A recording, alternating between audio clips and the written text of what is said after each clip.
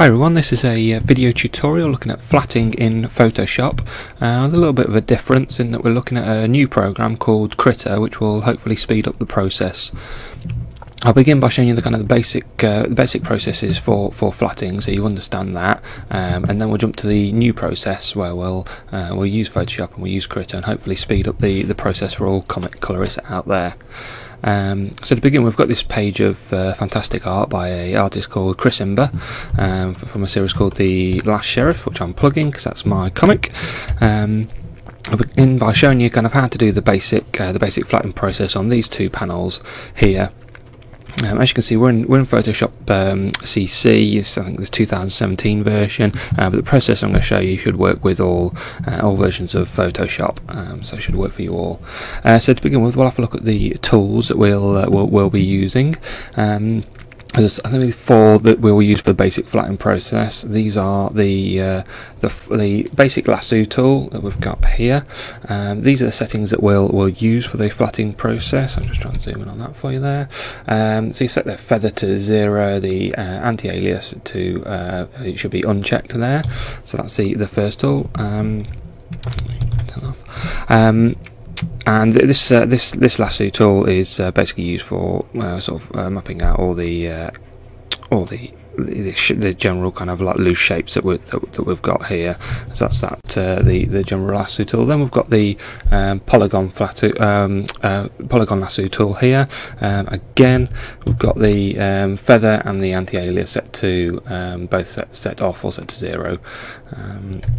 Zoom out of that. The other ones that we've got here, we've got the fill, the basic kind of fill bucket here. I set the anti-alias here. To off, the contiguous to off, and the all layers to off. I set the tolerance to 2. You can easily set that to 1 as well. And the very last tool, this is a little bit different. I'm not seeing done elsewhere, but it's the Magic Wand tool with a certain setup that I've got here. Just zoom in on that for you, and you can see they've got the tolerance of this set to 20, the anti-alias set off, but the contiguous and the sample all layer set on. And we'll come to that in a minute. But I think this actually helps speed up the basic kind of like flattening process for you. So we'll look at these two panels here. Basically, with the general flattening process, you're best to start big and work to small. So I'd start off potentially with this polygon lasso tool to mark out the sides here and basically do the blocks.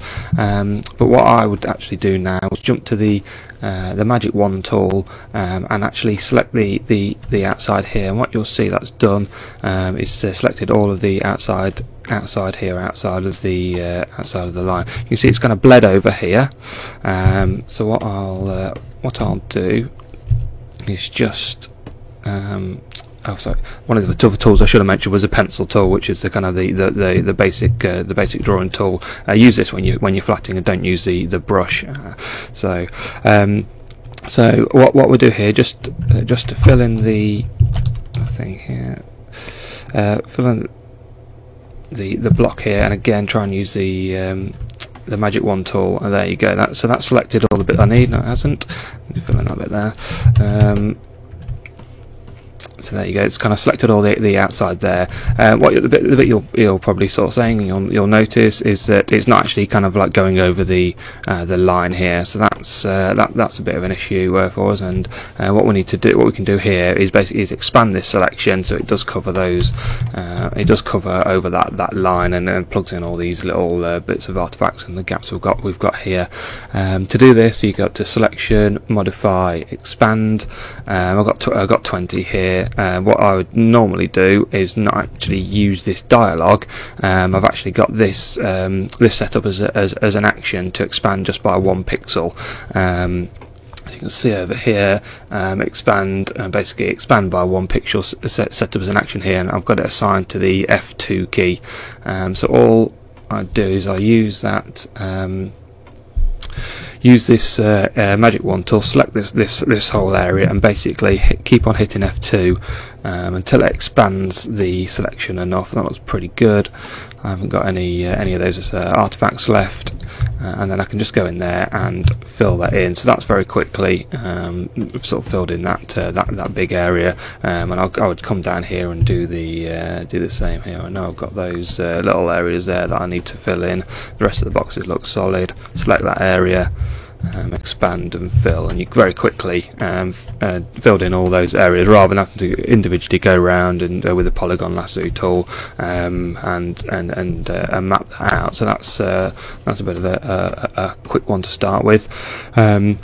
Then we'd come into here, and I'd probably use exactly the same process largely for any of the areas where we can use that tool, expand it. Then I'd do that. One thing to note though is that when you are doing this, any areas that you've previously filled in, you need to cover, because if I go in there and just fill that in now, so that's going to be some sort of sky. If I go in, that looks fine like that. If we take the line art off, we've got all this missing area here that's not filled, and that's not very good. So what we'd do is actually use our regular lasso tool with the shift button pressed down, so we get this plus arrow next to it to add to the selection. And there we go. Expand that, and then when we take that off, we've got the flats align each next to each other. So basically, what we keep on doing that. We've got big areas here. The colours don't matter at the moment massively, and again, any of the areas that we've got already defined, which we don't select too much, fill that in.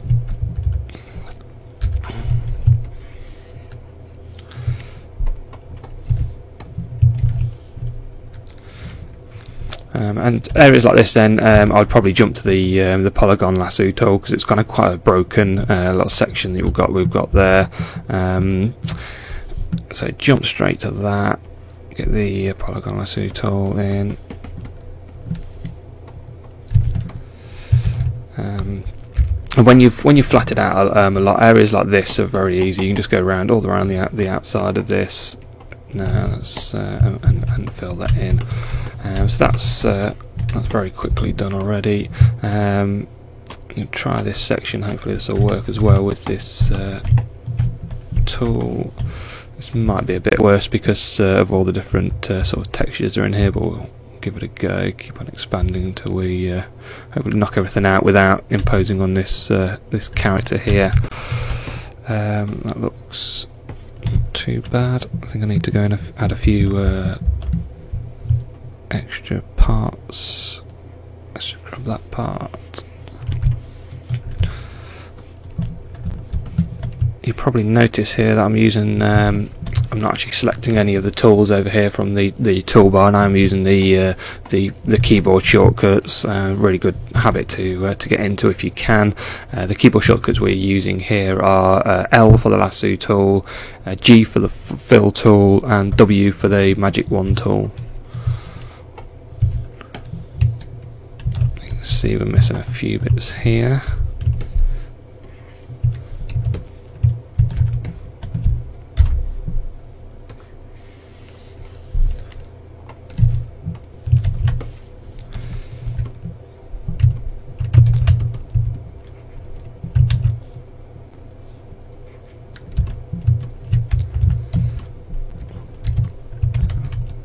The wrong colour there. Right. So what I'll do now is, that's the general process that we use for this flatting. I'll go ahead and flat the rest of this. So you can quickly see that that coming together, and then we'll jump onto the second part of the tutorial, which is looking at an alternative method to this using the Krita piece of software.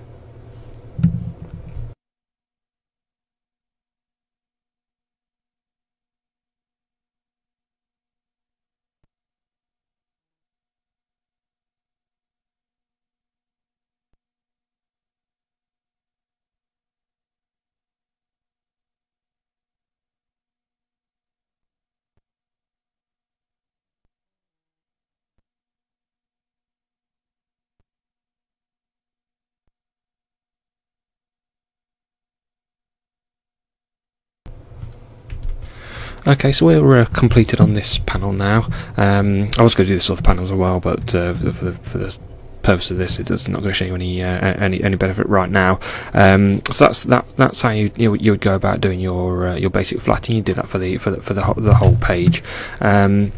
One thing I didn't mention was you probably noticed that most of these selections I use are where you've got no tool presets sets here on the right hand side. This is a really useful panel to have available at all times. So any tools that you've got with particular settings, you can save them in the tool presets here just by clicking on this button down here to create a new tool preset. And you can see I've got my kind of like flats lasso tool there. It helps when you've got different settings for the same tool. So like you'll see here, I've got a flats magic wand and a selection magic wand. The selection magic wand will help me select the whole of the flat there for when I'm colouring, whereas the flats magic wand, which is the one we saw earlier, which selects these nice big areas, including the line art, and lets us expand those selections. So what we'll do now is I'll delete that layer because we're done with it, and I want to start on a new layer for working with a new program called Krita. What I'll do to begin with, I'll show you the setup that we do in Photoshop to get the file ready, and then we'll jump over to Krita. So to begin with, what I'll do is I'll probably put quite a garish colour in the background here, and this will just be so I can see which parts aren't filled. And then what I'll do is I'll add a new layer, but this time I actually want to add it above the line art, and this is going to contain our flats. And one thing I'll say is that the flats we're going to make in here are going to be really rough, but that's because all we're doing is trying to indicate to this Krita piece of software what colour we want in where, and so we don't need to be absolutely precise, because the software is actually going to do a bit of kind of like calculation and fill in the kind of gaps for us, which is really useful. So we've got that layer on top, and now I'm going to go to my Krita fill bucket here, and you'll see. Use my fill. You'll see the settings that I've got here are a little bit different from the previous fill bucket. We've got the tolerance set to 20, the anti-alias off, the contiguous selected, and the all layers selected. You notice those are actually the exact same criteria that I've got selected for my magic wand tool, and there's a reason for that. We're basically using a very similar process here, in that we're going to fill in those gaps, and use this fill tool. We fill in that area, there, and we're going to do this for the lot of it really. So the face that we've got here, fill that in. Fill this in here, or the ear, and basically go around doing this really quickly. Where this works really well is if where you like here, all your line art is got is kind of completed to the edges. All the lines touch. Generally, you've got kind of relatively big block areas. Where it doesn't work quite so well is on an area like here with the hair, where it's an area of black, but with details in there. Because if we just go in and fill these bits in here, the software will have to guess what colours need to be filled in this black area, and the odds are that it would pick this skin colour, whereas it should be picking the hair colour here. How we get around that, we've got a few options really. We can leave the software to do that, and then go back in afterwards and use like a normal flatting technique that we would do, and going to sort of select that area, which is fine, or we can go in here and preempt that, and basically fill in what we can. But then basically I normally just use the pencil tool, and use it a bit like our lasso tool, but probably a lot looser, to be honest. Just go in here. So basically you're giving the software the best chance of filling in the correct colour in there.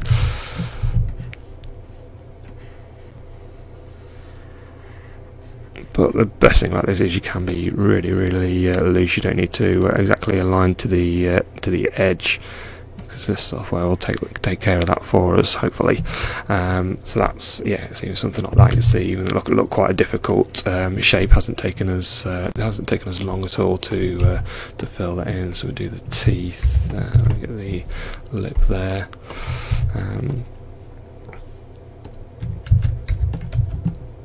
The bits of skin there.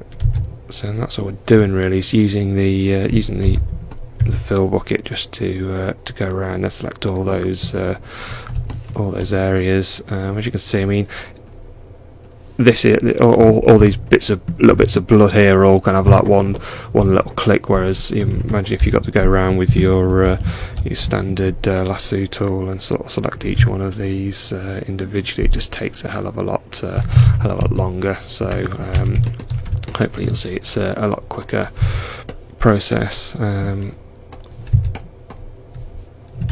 You'll see these bits like this here. I'm just going and fill them in with a brush. Likewise, we've got another black area here, so just go and fill that in. Probably do the same with the skin bit here. So don't worry about going over the line work here. You're not damaging the line work in any way. That's on a complete separate layer here. And if you did want to look what it looked like, just drag your layer underneath here. We'll carry on like that.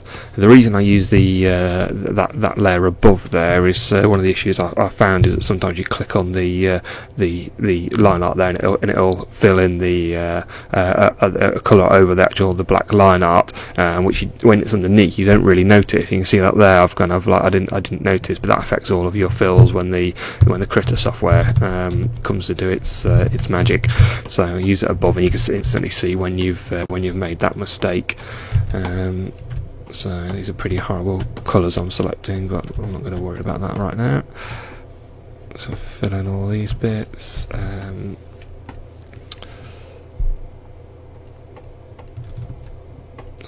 just make this wall blue for argument's sake.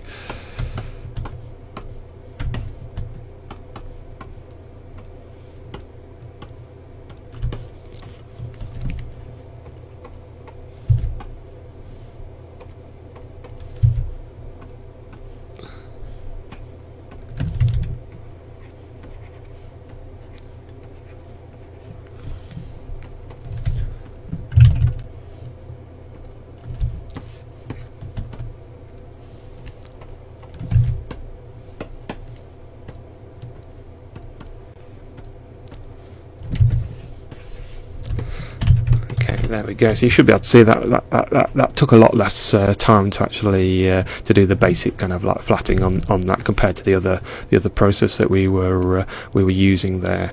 What I'll probably just do is I'll probably just come in and block out this general area for the rest of the painting, the picture here,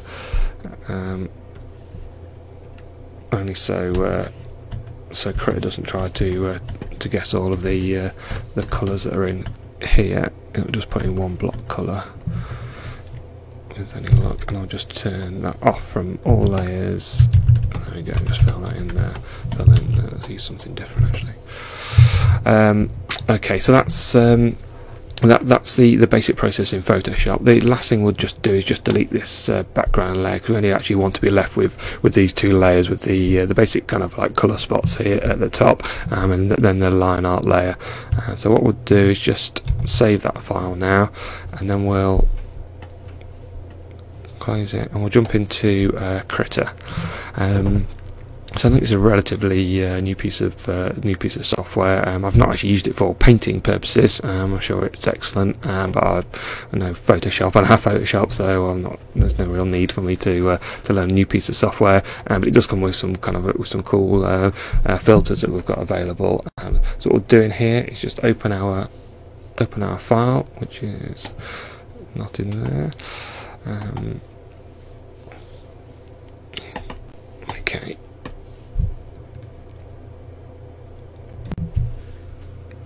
So we'll let that file open. Okay, so we've got that we've got the file open now, and it's got our 2 layers over here. So what we'll do now is we go to filter, and there's an option at the bottom called GMIC. We'll select that.